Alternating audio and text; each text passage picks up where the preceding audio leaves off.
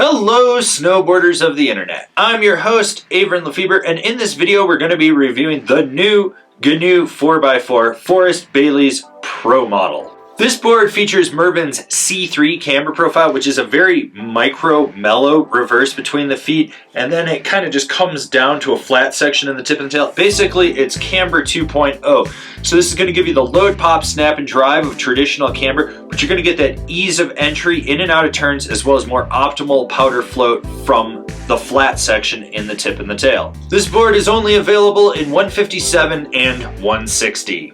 I rode this board at Arapahoe Basin on what can best be described as midday hot pow. The sun had come out, kind of baked the fresh snow that they had gotten, so it was a little lumpy, a little heavy. In the shade it was still blower. You had creamy pow, you had ice underneath, you kind of had soft groomers with lumps on it, and I rode it with my Rome Black Label bindings and my K2 Thraxis boots. Overall, this board comes in at just past a middle of the road all-mountain freeride flex. So what's predictably obvious about that is a slightly softer nose that progressively stiffens up back through the tail. The torsional flex is noticeable, it's not overly abundant, and it's not underwhelming. When it comes to the stability of this board, it's both damp and smooth. So what that actually means is when you get into rutted out terrain, the board lets you know, hey, you can go a little bit faster and plow through things a little bit harder and not have to worry about getting bucked around. You do get a little chatter in the nose, but most of that is killed off before it resonates back underfoot, so you'll feel a little bit of the micro vibrations, but not a whole lot. As I said, damp and smooth. With the C3 camber profile on this board, what you put in is what you get out. So if you want to be laid back, you're going to get less snap. If you want to be more aggressive, well, launch it to the moon. This board pops off cat tracks, cornice gaps, side hits, whatever. You never really have to worry about it. If you're more calculated and load up more aggressively, yeah, you're gonna pop more, as I already said. If you're more laid back and you just wanna let whatever little thing you're hitting throw you, perfect, go for it. So the crazy thing about buttering with this board is there's an aggressive flex point right in the nose. When you pop a 180, land in it, it flexes to the moon. This board just super bends and you lock in and it holds, and then it snaps right back out of that butter and lets you pop that 180 and go on your way. With the tail, it takes a little bit more work. It's a little stiffer. You can get sideways, you can feel it lock in.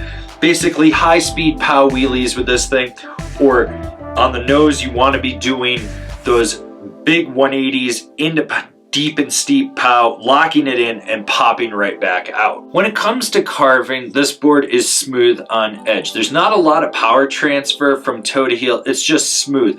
It feels like a board you've ridden 100 times. And if you want to be more assertive, you can be more assertive. If you want to be more laid back and do more ankle steering, you can.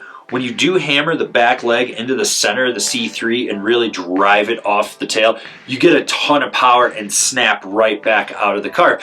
But when you're locked in on edge and you're just ankle steering, you can change that motion of the carve relatively easily compared to how much torsional twist you put into the board. The magnet traction is very mellow on this board. It still grips, but it's not so assertive that you feel always locked on. Basically, if you know how to carve, you're not going to have a problem with this board. If you don't know how to carve, you're not going to have a problem with this board.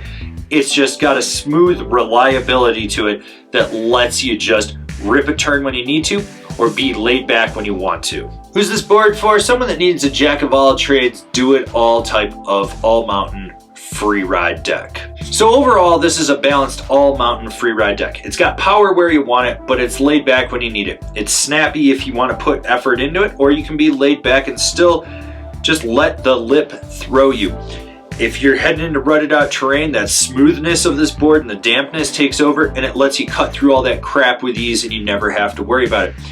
This is a solid offering from Forrest Bailey. This replaces his Pro model, the 4, and this is his all-mountain freeride. If you're looking more for a freestyle, that's when you go with the Headspace from GNU instead. Comparable boards: the Jones Flagship, the Capita Mercury, the Amplet Singular. Binding recommendations: the Bent Metal Transfer, the Rome DOD, the Jones Mercury. This has been my review of the GNU 4x4. Do you agree? Do you disagree? Do you own one? Are you going to buy one?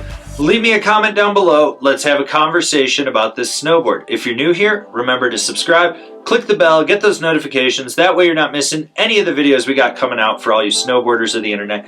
And if you really like what we're doing over here and you want to support us further, swing on over to Angry Snowboarder VIP and become a member. Sure, I could tell you more here, but I got a video over there that explains it so much better.